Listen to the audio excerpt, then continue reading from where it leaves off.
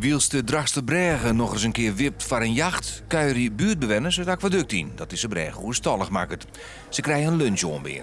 Nou, wij organiseren dit omdat wij dit weekend zeg maar, bezig gaan om de Oostbaan vrij te maken. En daarmee nemen we de eerste rijstrook in gebruik. Nou, wij hebben gemeend de direct bewonenden, zeg maar, omwonenden die het meeste last hebben gehad, uit te nodigen voor de lunch.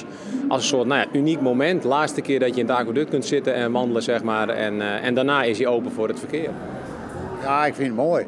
Ja, ik had ook een brood meemaken. Ik ben er nog nooit in geweest. Maar ik heb wel heel volle volgen omdat ik er zien omwaaien. Dus ik zit erop te wachten tot de bregen voortgaat. En dan krijgen we een heel mooi stukje water voor het huis langs. Ik ben hier op een bejaardenplantage en we het hele proces meemaken. En nou ga je de gelegenheid om er even onder de trot te gaan.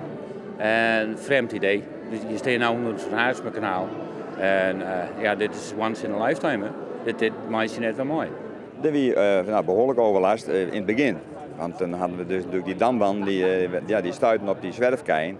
En dat heeft heel veel overlast gegeven. Ja, op een gegeven moment ging er ook wat aan te wennen. Maar ook dat heeft Heijmans keurig opgelost. Zie je het missen?